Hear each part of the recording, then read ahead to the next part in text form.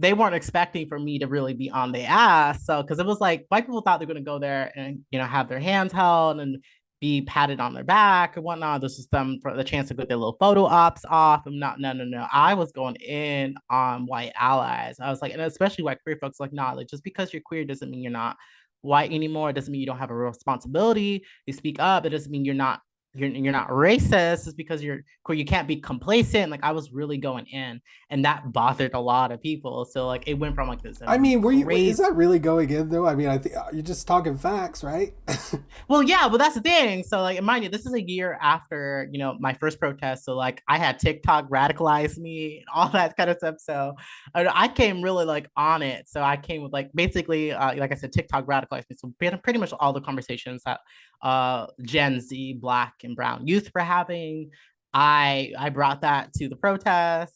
And then white people also, they were really mad that they weren't able to speak. I remember like I had this thing at first was like, because I was nervous to say white people can't speak. So I had like a separate list for them to sign up on that I never would get to. So Why it don't was you like a talk? Why cycle. don't you talk more for a second about your decision not to have white people speak? Because I'm sure a lot of people are wondering, like, why?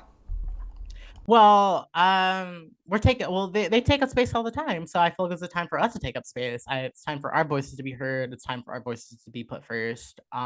Especially in a PWI, if I allowed white people to speak, they'd basically take up most of the speaking time. So I had to prioritize BIPOC people.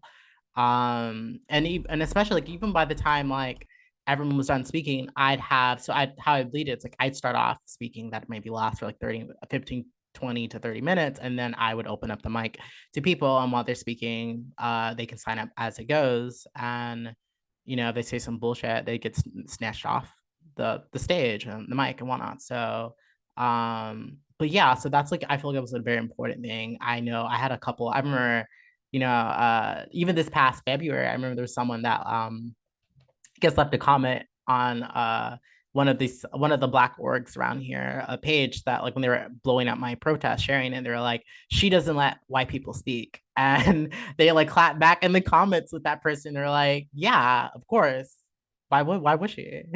So yeah, I've been very notorious to be known for silencing white people and whatnot. And I stand in it. It is what it is. Like, my protest isn't made for white folks. I very much I'm very adamant when I speak. I'm just like, you guys are guests. Y'all are here, to either put your bodies online to volunteer, to make sure BIPOC feel safe.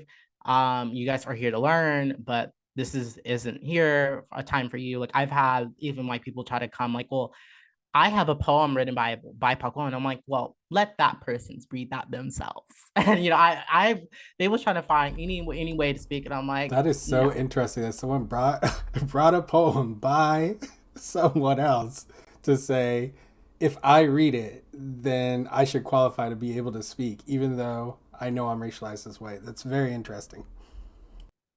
Oh yeah, I quickly shut that down real fast. I didn't even let her like I didn't even entertain the thought at all. It was very quick with it, and that's what I had to be because I think I'm gonna say this. Like I would have approaches like once a month.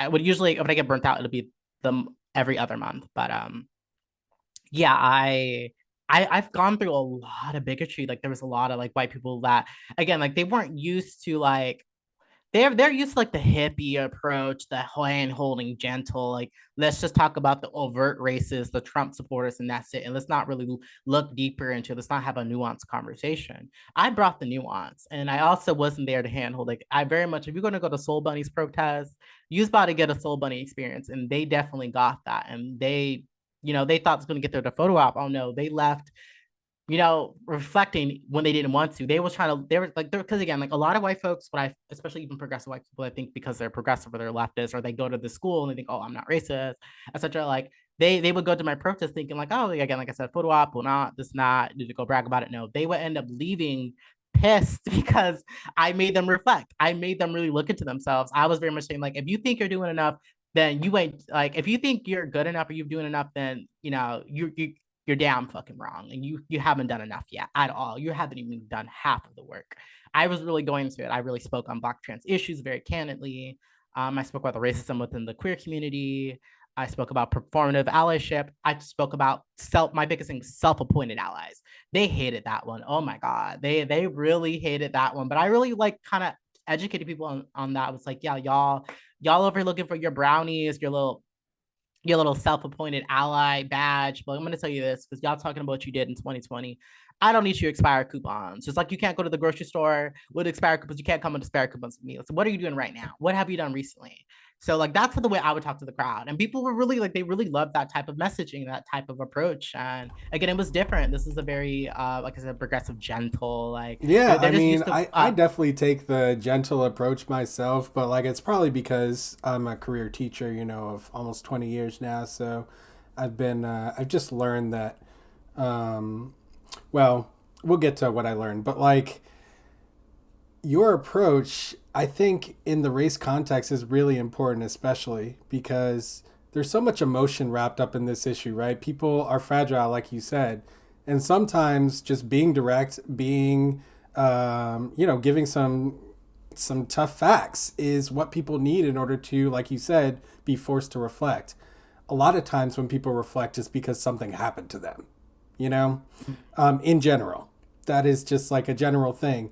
The only time that you're going to break out of that is by making a conscious decision to do some reflection on your own.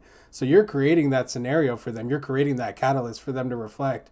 And that is extremely important and I would say necessary to create less toxicity in our racial environment and to create an allyship that's, actually may actually contain some power. So I think that's awesome work that you did. thank you. Thank you so much. Wow. Okay. That was a lot. But I'm so grateful that you shared all of that and your experience. Again, everything you said, I can relate to in some way or another. Like the Contraband Wagon, we started in person. I started with Meetup to get people in the community talking about issues of race openly and without fear, and honestly. And it was going very well. We had people from all walks of life, all gender identities, all sexualities, all political persuasions. We really were bringing the community together to talk about these issues, and we were getting some consistency as well. And I was putting together panel discussions about the intersection of race in different contexts. We did healthcare, we did education, we did law enforcement, criminal justice, we did tech, we did housing, we did religion, we did all kinds of stuff. And it was going very well. And we were all learning, we were all growing, we were all um, recognizing that something that you kind of intimated in your discussion here, which is that the reason why people fear fighting against racism is because it's a choice for your life. It's a lifestyle choice. It means that you're going to live your life in a certain way. Same as like choosing to be vegan, I guess you could say. It means that you're going to make certain decisions about like your life that go all the way down to your very survival and existence. And so that can be a very difficult thing for people. So it's difficult for anyone, but Black people, we've built the fortitude, many of us, through generations, right? We've been fighting this battle for generations. So we're just totally situated differently. And it's that friction that kind of I was trying to bridge the gap on. So while I can see why people might look at the work that I do and say that it's like hand holding white people or it's like, and whatnot. But, I think I'm pretty direct. It's not like I treat people with kid gloves or I don't, or I like, leave certain things out to like spare people's feelings or anything like that.